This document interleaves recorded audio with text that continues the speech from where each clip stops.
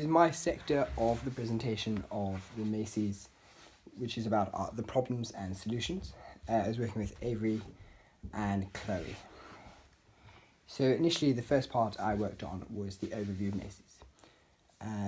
Macy's has a long heritage, being originally founded in 1858, and it was one of the biggest department stores in the entire world, and traditionally used a hierarchical system of management. Macy's had a big boom in the early 2000s, which led to expansion throughout the years. However, it has been struggling for the last few years.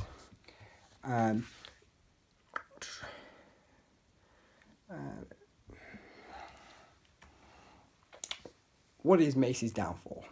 Well, Macy's have been nationally shutting down.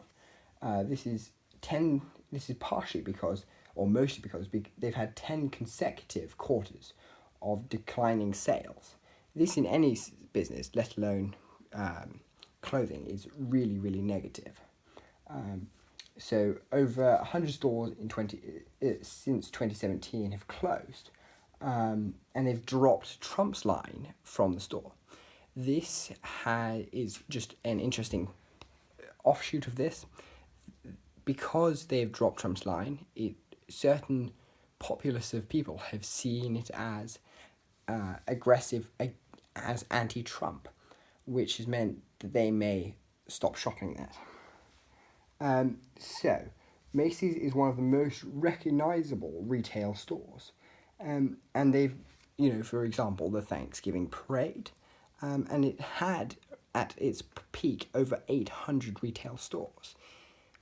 And that is incredibly a large proportion, especially, even in a country the size of the United States. 800 stores, if you think about the major cities, that's multiple stores probably per city. So, additional reasons why Macy's may be decreasing in sales or having a hard time. The cost of labour. People don't necessarily want to work in retail anymore. This has resulted in people asking for a higher wage, the minimum wage has increased, and health insurance is incredibly expensive, which eats into the profits that Macy's may make.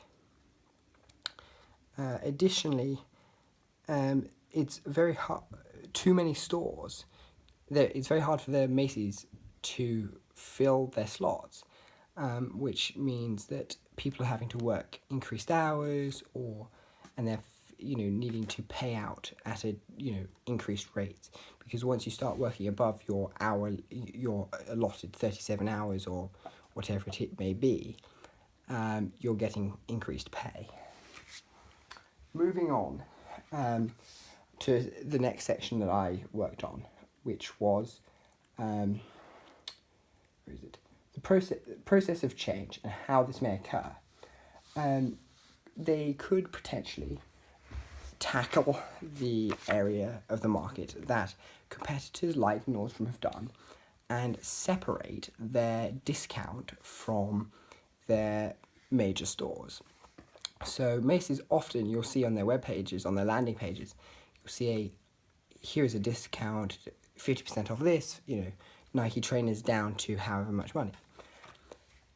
This then creates the brand to be perceived in a specific way, which is not always positive. Whereas Nordstrom, for example, a competitor that does significantly better in the same sector of the market, separates their high-end shoppers from their sale shoppers.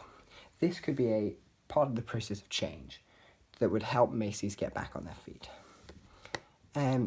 Additionally, they could train workers so that they are higher quality, and hire less workers so they are more affordable. And this makes them more easily managed. So once they become a Macy's employee, they are a greater standard of employee. The Nordstrom worker, for example, is probably greater skilled than the McDonald's worker. But from training, they can create a better customer experience. Additionally, they could apply human relations theory, meaning make workers want to stay at Macy's, but they need to have an incentive there.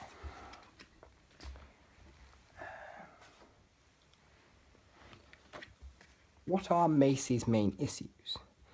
This is part of tackling the process of change.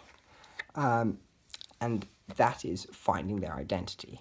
They're in a kind of they're in the middle point between Target and Nordstrom, and they don't quite have a central point, and they need to find where they stand. Additionally, things that could help their process of change is rebranding and building a new image. As I stated just previously, they don't know where they are. Well, they know where they are, but they're kind of stuck between, but they have an identity crisis as they address a lot of sale shoppers, but they're still offering high-end products, but people aren't wanting to come in and buy them. Part of this is they need to rebrand and build an image that caters to one of those two. And by targeting one specific sector, they may be more successful.